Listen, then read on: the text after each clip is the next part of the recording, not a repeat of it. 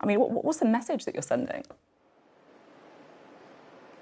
The message is we get that the cost of living is the biggest challenge for families, and we're directly helping with that, with those freezes and that cut to energy bills. That's the answer you just given me, but just answer the question about, you know, the question was about the budget hitting people provide around £70 billion a year in pensions tax relief. We're not changing pensions tax relief. Ridge wastes no time exposing the core issue. Labour promised not to raise taxes on working people, yet Reeves is now quietly forcing them to pay more. And the Chancellor's attempt to hide behind technical definitions and selective quotations from the manifesto simply does not withstand scrutiny.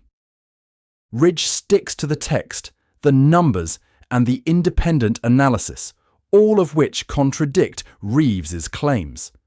The facts leave Reeves with... Well, it's the story we've all been talking about this morning. We've all been digesting Rachel Reeves' budget. What does it mean? How's it gone down with voters? We can now speak to the Chancellor, Rachel Reeves, I'm very pleased to say, who's in Coventry this morning. Great to have you on the programme. Thank you for being with us. In your manifesto, you promised to not increase taxes on working people. You've broken that pledge, haven't you? We were very specific in the manifesto that we wouldn't increase the rates of income tax, national insurance or VAT. I'm really sorry. I'm going to come in. I'm going to come in straight away. I'm going to come in straight away, if I may, because this is really important. The manifesto, I've got it here. It says Labour will not increase taxes on working people. Yes, and then we go on to list those rates.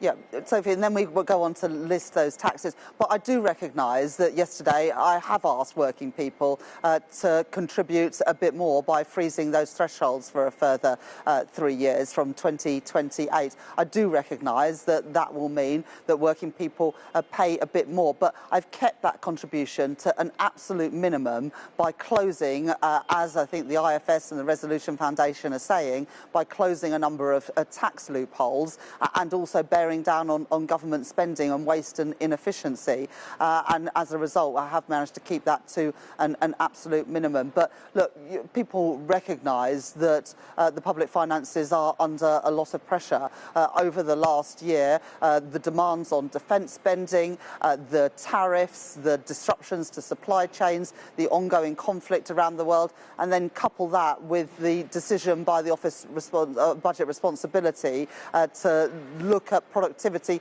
in the last Parliament and use that to forecast productivity going forward means this will be £16 billion lower from tax, and we had to fill that gap because we know what happens when governments ignore forecasts. Borrowing costs go through the roof, including for families and businesses, and I wasn't willing to take those risks. So we're going to defy the forecasts. We're defying them this year by growing more, and I'm going to beat them in the future as well. I accept what you say, right, about many of those things that you've just listed off there, right? Things change, circumstances change. But what I find it hard to accept is when you're not being straight with people about what's happening now. You know, you mentioned the IFS, the Institute for Fiscal Studies, you know, often seen as the most independent analysts of big fiscal moments like this.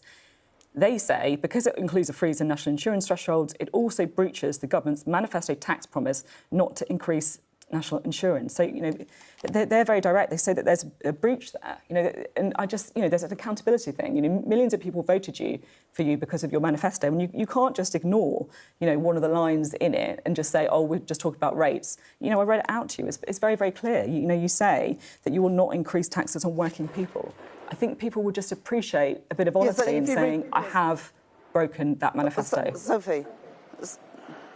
Sophie, if you go on to read the next line, it talks about the rates. But I am not denying that this has an impact on working people. I was really clear about that in the House of Commons yesterday, and I'm really clear about that on your programme. But what we are doing next year is taking £150 off people's energy bills. That is significant. Still the biggest challenge for families and pensioners around the country is the cost of living. And it's a big challenge for business as well, because if people have got less money in their pockets, they're spending less on on the high street, spending less in the shops, and so £150 back in the pockets of working people is obviously going to have an impact on spending in the high streets and in our wider economy. So help now with the cost of living, as well as freezing prescription charges for another year, the first freeze in rail fares for 30 years, alongside things like the free childcare offer, 30 hours for preschool-aged children, rolling out free breakfast clubs at primary schools it's to clear that you want to the highlight, cost of living. It's clear that you really want to highlight the measures you're doing on the cost of living. I guess the only issue as well is that it feels a bit like this is a budget that is, I guess, trying to hit people who are trying to do the right thing. If you're working, you'll pay more tax. If you're trying to save for retirement, you're going to be hit. If you're trying to put aside a bit of money in an ISA, you're going to be hit. If you're bought an electric car because the government's told you that's a good thing to do, you're going to be hit. I mean, what's the message that you're sending? The message is we get that the cost of living is the biggest challenge for families, and we're directly helping with that, with those freezes and that cut to energy bills. That's the answer you just given me, but just answer the question about, the question was about the budget hitting people who provide around trying to do the right thing. £70 billion a year in pensions tax relief. We're not changing pensions tax relief. We're not changing access to the lump sum, but salary sacrifice, which was only ever expected to be used to top up pensions, is now going to be costing 3 times as much as it was just a couple of years ago. And so it is right that whilst we still allow salary sacrifice up to £2,000, after that it will be taxed in the way that ordinary pension contributions are taxed. And I think that gets the right balance. And on savings, we're keeping that £20,000 ISA limit, but we're saying that 8,000 of it should be in investments. But as I said yesterday in the budget, if you'd put £1,000 a year into a cash ISA compared with a stocks and shares ISA since 1999, £1,000 a year, you'd be £50,000 better off if you'd put it in a stocks and shares ISA. So that is making people's money work better for them, and also supporting businesses that are trying to grow here in Britain with access to capital. And that's what the entrepreneurship package was all about in the budget yesterday, backing British talent, backing people that are founding businesses, growing businesses and listing businesses here in Britain. Can I'm going to say something slightly weird now, and you might say it's not true at all, but it seems to me like this is not the budget that you wanted to deliver at all. I think that you wanted to cut welfare rather than increase it. That's why you're a late convert to the 2-child cap. That's why you tried to get cuts through Parliament. I think that you would prefer to have gone for income tax rather than a smorgasbord of tax rises. Income tax, many people would say, is a more progressive way to do it as well. And I think you then wanted to use that money to spend more on hospitals and schools, because, you spent a long time talking about education and the NHS in your speech without that much new stuff to show for it.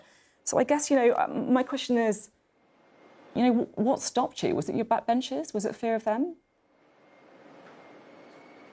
This was my budget yesterday, focused on my priorities and the government's priorities, cutting the cost of living, cutting NHS waiting lists and cutting borrowing and debt. And we achieved those things in the budget. So I'm just going to come in. I'm sorry, and it's hard. I know it's hard when we're in different rooms, but I am going to come in. So firstly, debt is going up, actually. Debt rising as a share of GDP from 95% of GDP this year, ending the decade at 96% of GDP. But you're talking about the cost of living, you're talking about schools.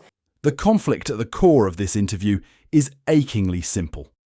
Rachel Reeves claims she has kept Labour's promises, yet every impartial assessment, from the manifesto wording to the IFS analysis, indicates she has broken them.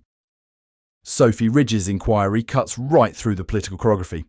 She removes the comfort of slogans, compels the Chancellor to return to the straightforward language of Labour's commitment, and refuses to allow Reeves to reinterpret terms retroactively. It becomes evident that Reeves is attempting to have it both ways. She wants to be seen as fiscally responsible while avoiding the political cost of tax increases.